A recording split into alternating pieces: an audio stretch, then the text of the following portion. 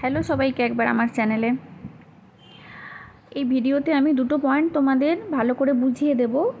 First হচ্ছে ক্রসটা কেন বেশি খাওয়া উচিত নয় অ্যাকাউন্টের পক্ষে, আর বারবার ব্যান খেলে কি হয়। মাইক্রোওয়ার্কে কাজ করতে গেলে কিছু বেসিক রুলস আমাদের অবশ্যই মেনে চলতে হয়। তার বাইরে গিয়ে কিছু করলে কিন্তু সেই এফেক্টটা অ্যাকাউন্টের উপর সরাসরি পড়ে। কাজ করতে গেলে ক্রস আসে, অবশ্যই আসবে, সেটা স্বাভাবিক। ব্যানও খেতে হয়, সেটাও স্বাভাবিক, কিন্তু সব কিছুর একটা নিয়ম আছে। প্রথমেই বলি ক্রসের ব্যাপারটা তোমাদের প্রথমে ক্লিয়ার করে বলে দিই। ভুল কাজ যদি আমরা সাবমিট করি, মানে ডেসক্রিপশানে এক বলেছে সেটা না মেনে যদি অন্য কিছু করি, সেক্ষেত্রে কিন্তু ক্রস আসে। আবার কিছু কিছু কাজ আসে যেগুলো ঠিকঠাক করলেও এমপ্লয়ার ক্রস দেয় বদমাইশি করে, সেটা খুবই রেয়ার যদিও। তো সারাদিনে যে কাজ আমরা করি, যতগুলো কাজ করি, তার যদি ম্যাক্সিমাম কাজে আমরা ক্রস খেয়ে যাই, স্যাটিসফাইড কাজ কম দিই, তাহলে কিন্তু আমাদের অ্যাকাউন্টে খুবই প্রবলেম হয় পরবর্তীকালে। নতুন যারা অ্যাকাউন্ট ক্রিয়েট করে কাজ করছে, একদম প্রথম থেকে যদি মাত্রা অতিরিক্তভাবে ক্রস খায়, সেক্ষেত্রে কিন্তু তাদের অ্যাকাউন্ট কেওয়াইসি অবধিও যেতে পারে না, টার্মিনেট করে দেয় স্প্যাম রিজন দেখিয়ে। এরকম অনেকেরই হয়েছে, আমার কাছে কাজ শিখতে এসেছে বা কাজ বিভিন্ন রকম কমেন্ট সেকশনে কমেন্ট করা থেকে তারা হোয়াটসঅ্যাপে এসে যোগাযোগ করেছে, যেটা বলেছে যে প্রথমে অ্যাকাউন্ট আমাদের ছিল, কিন্তু যেসব কাজ তারা প্রথম থেকে করতো সেগুলো ক্রসই এসে গেছে, সে কারণে অ্যাকাউন্টে কোনো কারণ ছাড়াই টার্মিনেট করে দিয়েছে। কারণ ছাড়া ওরা কখনো অ্যাকাউন্ট টার্মিনেট করে না, কারণ অবশ্যই থাকে। আমরা অনেকে বুঝে, অনেকে না বুঝে সেই ভুলগুলো করে যাই। তাই ঠিকঠাক গাইডলাইন পড়ে রুলস মেনে জব সাবমিট করবে। ভুলভাল জব সাবমিট করার থেকে কাজটা স্কিপ করে যাওয়া অনেক বেটার।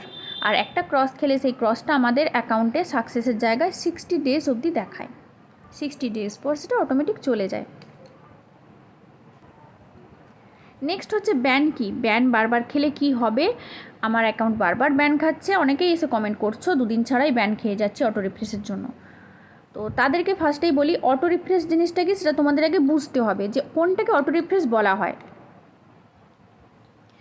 অটো রিফ্রেশ দুটো কারণকে ধরা হয়। ফার্স্ট কারণ হচ্ছে বারবার যখন তুমি রিফ্রেশ করবে কোনো টাইম গ্যাপ না দিয়ে, 2 সেকেন্ড 4 সেকেন্ড ছাড়া, সেটাকে অটো রিফ্রেশ ধরা হয়। সেটার কারণে যখন তোমরা ব্যান খাও, সেটাকে অটো রিফ্রেশের ব্যান বলা হয়। আরেকটা হচ্ছে টিটিভি দেওয়া কাজে যদি তোমরা বারবার এন্ট্রি নেওয়ার চেষ্টা করো, সেটাকেও অটো রিফ্রেশ ধরা হয়, সেটার কারণেও ব্যান দেওয়া হয়। এই দুটো ব্যানকে অটো রিফ্রেশ বলে ওরা ব্যান দেয়। ফার্স্ট যেটা করবে, একটা রিফ্রেশ থেকে আরেকটা রিফ্রেশের টাইমের গ্যাপটা অবশ্যই একটা নির্দিষ্ট টাইম মেনটেন করবে। এবার প্রশ্ন হলো কতটা টাইম। যেসব অ্যাকাউন্ট বারবার অটো রিফ্রেশের কারণে ব্যান খায়, তাদের অবশ্যই 30 থেকে 35 সেকেন্ড গ্যাপ দিয়ে পেজ রিফ্রেশ করা উচিত। আর যাদের পেজ মাঝে মাঝে রেয়ার ব্যান খায়, তারা যে টাইমটা মেনটেন করো সেটাই ধরে রাখার চেষ্টা করো।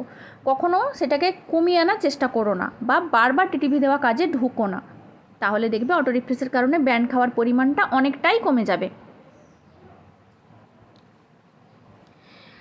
বারবার যখন একটা অ্যাকাউন্ট ব্যান খায় অটো রিফ্রেশের কারণে, তখন কি হয়, ওই অ্যাকাউন্টটা অনেকটাই সেন্সিটিভ হয়ে যায়।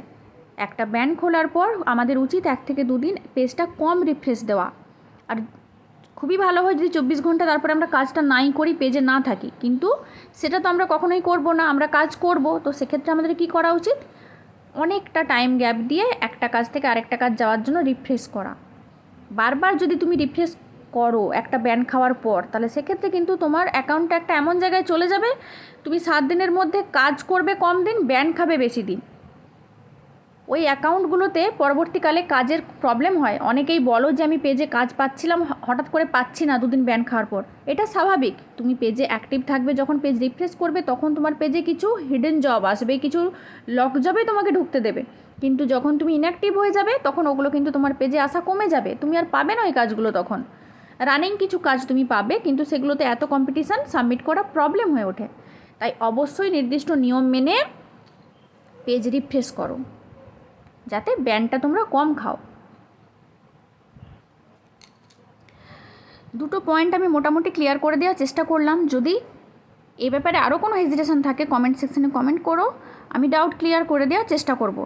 পরবর্তীকালে নেক্সট ভিডিও আমি আনবো, ওয়ার্নিংয়ের ব্যাপারটা ডিসকাস করে দেবো। ওয়ার্নিংটা কেন আসে, কী করলে ওয়ার্নিং কম আসবে, আর কী করলে, কোন কোন নিয়ম মানলে আমাদের পেজ টার্মিনেট হবে না, কি করলে আমরা টার্মিনেটটাকে অনেকটাই এড়াতে পারবো, এই দুটো পয়েন্ট নিয়ে নেক্সট ভিডিও আমি নিয়ে আসবো। যদি এই ভিডিওটাতে তোমরা তোমাদের প্রবলেম সম্বন্ধে আরও কিছু বলো কমেন্ট সেকশানে, সেটাও আমি পরবর্তীকালে ভিডিও এনে বুঝিয়ে দেব। যদি এই ভিডিওটা ভালো লাগে তো লাইক করো, বন্ধুদের মধ্যে শেয়ার করো, কিছু জানার থাকলে কমেন্ট সেকশানে কমেন্ট করো, আর চ্যানেলটা সাবস্ক্রাইব করে পাশে থেকো।